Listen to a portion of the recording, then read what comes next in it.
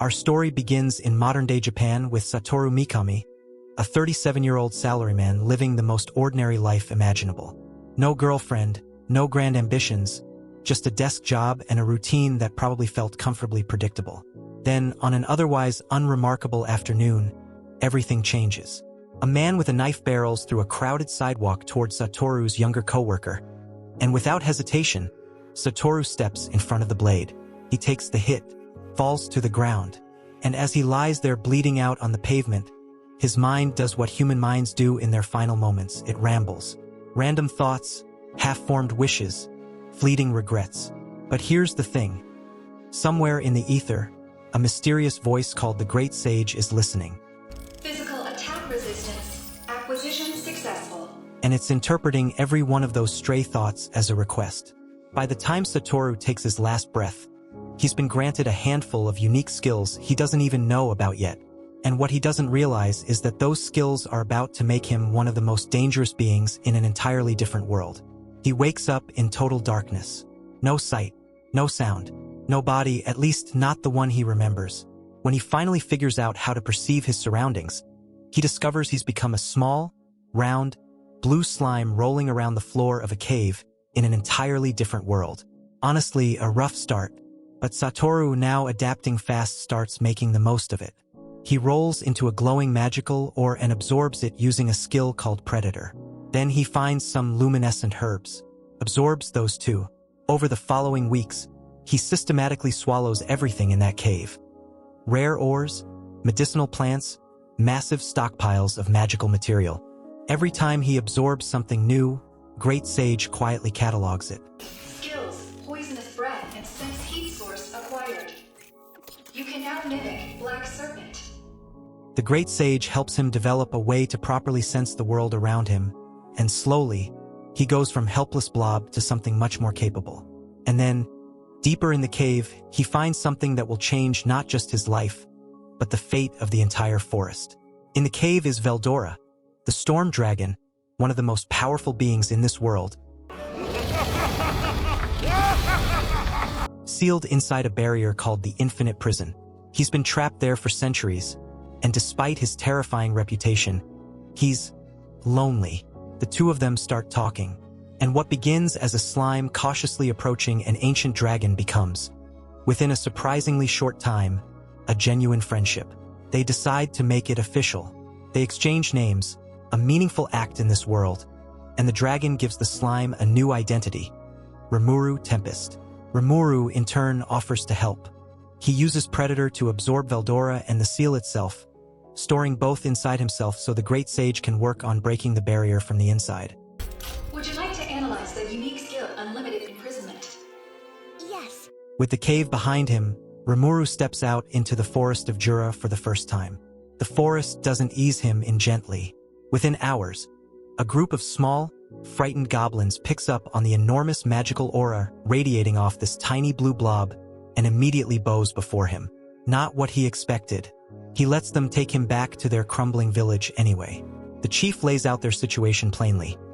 They are weak, they have no real fighters, and a pack of aggressive direwolves has been launching nightly attacks that are slowly destroying what little they have. Rimuru agrees to help. That night, the wolves come. Rimuru uses water blades and sticky webbing to dismantle the pack, and when he defeats and absorbs the pack leader, the transformation into a giant wolf form is enough to make every remaining direwolf surrender immediately.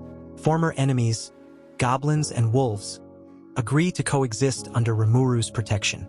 Then Rimuru does something that becomes one of his defining traits throughout the season. He names them. Every single goblin, every wolf. He names the chief's son Rigard, and the main wolf Ranga, and one by one each creature glows as they receive a name. But giving names in this world costs magical energy, a lot of it, and Rimuru burns through every last drop he has and collapses. Warning! Internal magical reserves have fallen below minimum limit. He wakes up 3 days later to find the village completely transformed. The goblins have evolved into tall, powerful hobgoblins. The wolves have grown larger, sprouted horns, and become star wolves. Something about being named by Rimuru doesn't just give identity, it triggers evolution. The village is growing, but it needs skilled hands, carpenters, blacksmiths, people who can build proper homes and forge real armor. So Rimuru sets off for the armed nation of Dworgen, a city carved into a mountain, with a small group of hobgoblins in tow. Things go sideways at the gate when a pair of thugs start harassing his group. Rimuru flares his magical aura just enough to back them down. 16 people fled. 68 became confused. 92 fainted. The guards see the commotion and arrest everyone. In the prison cell, Rimuru spots an injured dwarf captain named Keidu and offers him healing potions he'd been storing since the cave. The potions work, the guards release them, and Keidu introduces Rimuru to his brother, a talented blacksmith named Kaijin. Kaijin has a problem. He's been commissioned to make 20 magical swords and only has one finished, without nearly enough rare materials to complete the rest. Rimuru absorbs the finished sword, replicates it 19 times using his predator skill, and hands the full order over in minutes. The order is complete. Everyone celebrates at a bar. For a guy who initially didn't want to come here, you sure seem happy now. Huh? Don't be ridiculous! A pompous minister named Vesta crashes the celebration, insults Rimuru, and pours a drink on him. Kaijin responds by putting his fist directly through Vesta's face. This lands the entire group in front of King Gazel Dwargo, who exiles Kaijin from the city on the spot. It's a heavy ruling, but Rimuru walks out of that courtroom with 4 highly skilled dwarves following him home. Back in the village, the dwarves get to work. They teach the hobgoblins construction. They forge armor. The settlement starts looking less like a camp and more like a real community. Not long after, a group of human adventurers wanders into the forest, and with them is a quiet woman in a white mask named Shizue Izawa. After Rimuru saves the group from a swarm of monster ants, he invites them back to the village. Sitting with Shizue privately, Rimuru learns her story. She was summoned from Japan during the World War II bombings. A young girl, watching her city burn, was snatched out of her world by a demon lord named Leon Cromwell, who then forced a fire spirit called Ifrit into her body and left her to manage it alone for decades. Rimuru shares his memories of modern Japan with her, peaceful, rebuilt, full of ordinary life. Watching her see that her homeland survived, that it healed, is one of the season's quietest and most beautiful moments. The next morning, Shizue loses control. Her body erupts in orange flame, the mask shatters, and Ifrit takes over, a towering fire giant standing in the village square, throwing fireballs that turn everything they touch to ash. Rimuru walks straight into the fire.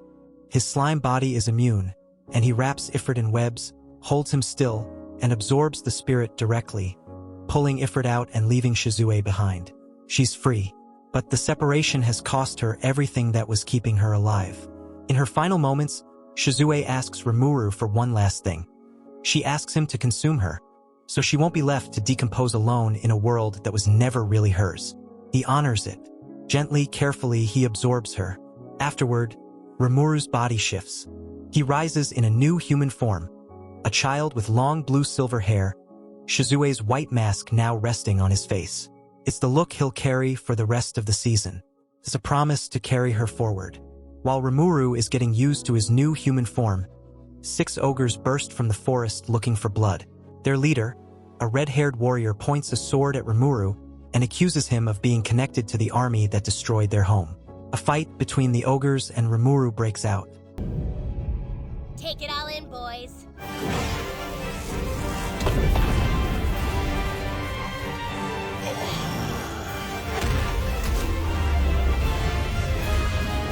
The ogres quickly realize that if Rimuru truly wanted to kill them, the fight would have ended instantly.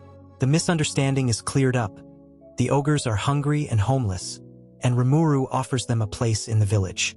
In exchange, they'll serve as his personal guard until they can deal with whoever actually destroyed their homeland, an orc army, led by something called the Orc Lord. Rimuru names them Benimaru, Cheyenne, Hakuru, Sui, Shuna, Kurobe. Each one glows and evolves into a Kijin, a higher form of their race, sleek and powerful. And almost immediately after, a forest spirit named Trainee floats down with an urgent request. A 200,000-strong orc army is marching through the forest of Jura, and she needs someone to stop them. Rimuru accepts the quest and starts planning his military strategy. Meanwhile, deep within the swamps, the lizardmen prepare for the massive orc invasion that threatens their homeland. Leading the younger generation is Gabiru, the son of the Lizardman King. Determined to gather support, Gabiru travels from village to village seeking allies. Eventually, he arrives at Rimuru's settlement. But instead of requesting help, Gabiru boldly demands that Rimuru and his people serve under his command. The wolves immediately take offense. Gapta steps forward and challenges Gabiru's strongest warrior. The fight ends almost instantly, with Gapta completely overwhelming his opponent. Impossible! Where'd he go? Despite this embarrassing defeat, Gabiru refuses to admit his mistakes and leaves the village with his pride intact. Realizing the danger of the approaching orc army, Rimuru sends Sui to meet with the wise Lizardman King. After discussing the situation, the two sides agree to form an alliance and face the orc threat together. But before the plan can move forward, disaster strikes. Gabiru returns home and stages a rebellion against his own father. Convinced that he knows best, he locks the king in prison and takes control of the Lizardmen army. Ignoring all warnings, Gabiru marches his forces out to confront the orcs alone. At first, the Lizardmen fight bravely, but they quickly discover why the orc army is so feared. The orcs possess a terrifying ability known as Starved, allowing them to grow stronger by devouring their enemies. As thousands of orcs close in from every direction, Gabiru's army finds itself completely surrounded. Just in time, Rimuru's unified forces arrive at the main battlefield. Benimaru unleashes a wave of fire that turns thousands of orcs to ash. Hakuru cuts through the lines in a blur. Cheyenne crashes through formations like a one-woman siege weapon. And Rimuru flies to the heart of the battle to find the orc lord himself, a massive creature named Geld. But just before the fight, the masked man, Gelmud, appears and shouts at Geld to keep eating and evolve. Geld looks at him, takes a moment, and then casually cuts Gelmud down and eats him instead. The betrayal evolves him into something worse, the orc disaster, a being of catastrophic power.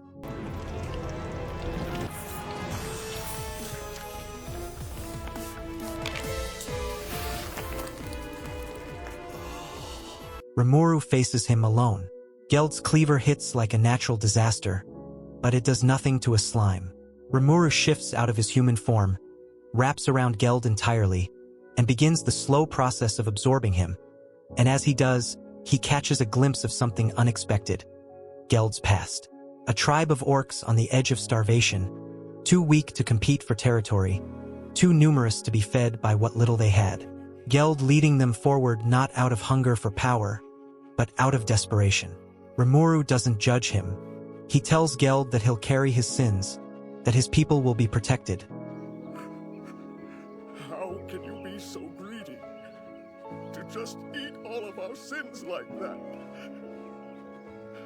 Thank you. 200,000 orcs fall to their knees, lowering their weapons in silence. And Rimuru, standing in the silence of what was a battlefield, proposes something radical. Every race, goblins, wolves, Kijin, lizardmen, orcs, living together as one nation, they officially establish the new nation called the Jura Tempest Federation. The village transforms into a proper stone city almost overnight. Trade with Dworgen begins.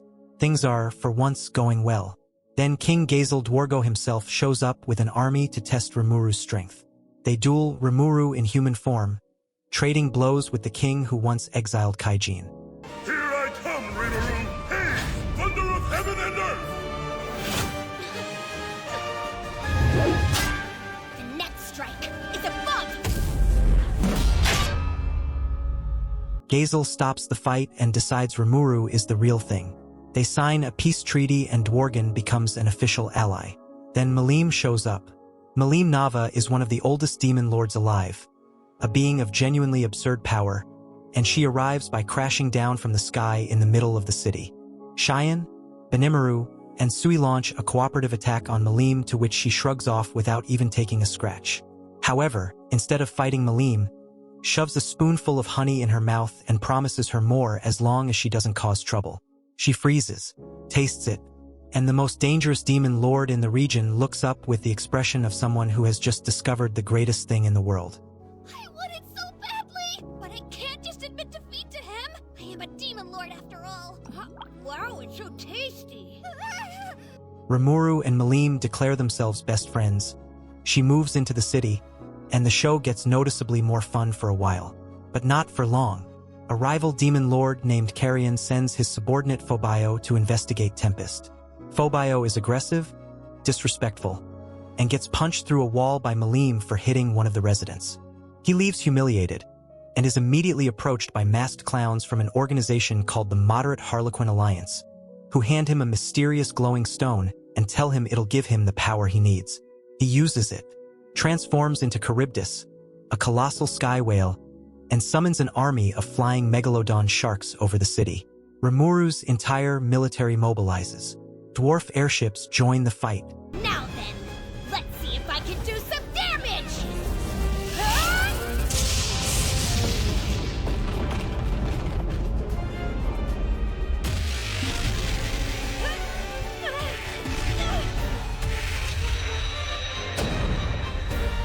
However, as Rimuru is flying by, he hears it cursing Malim. Realizing this has nothing to do with them, he hands it over to Malim. Malim immediately deduces that Charybdis has taken Phobio as a host. She manages to easily destroy Charybdis's body. Once freed of the Charybdis's control, Rimuru separates its core from Phobio's body. Once awake, Phobio explains that he got the information on Charybdis's location from two clowns named Tyr and Footman. Shortly after, Demon Lord Carrion arrives in person to apologize to Rimuru for the behavior of his subordinate.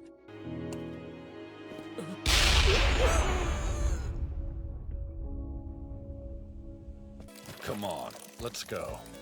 That dude's bleeding everywhere! Accepting the Demon Lord's apology, Rimuru asks for a non-aggression and trade pact with Carrion, who accepts. With the city safe and steady, Rimuru finally turns to the promise he's been carrying since he absorbed Shizue. She had students, 5 children summoned from Earth, living in the kingdom of Ingracia, and she asked him to look after them. He travels to the kingdom and finds them in a classroom. 5 kids, all with wildly unstable magical energy overflowing their bodies.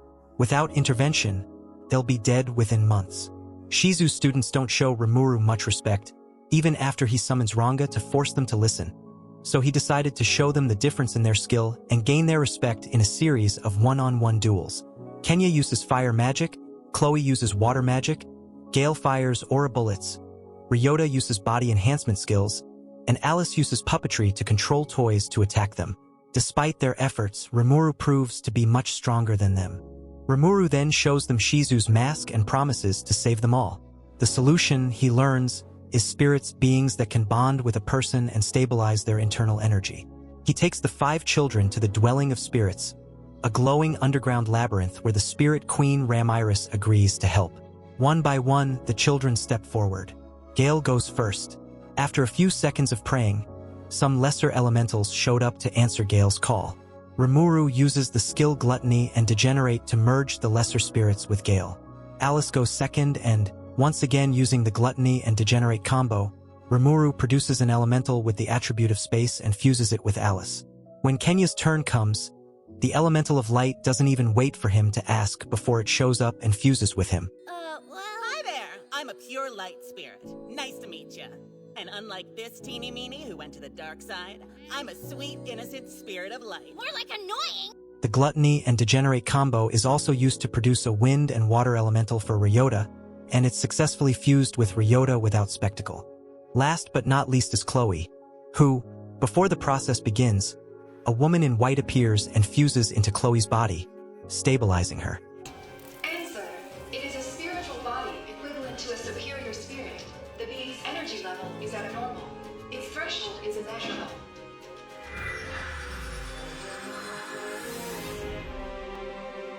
Ramiris theorizes that the woman was an entity from the future.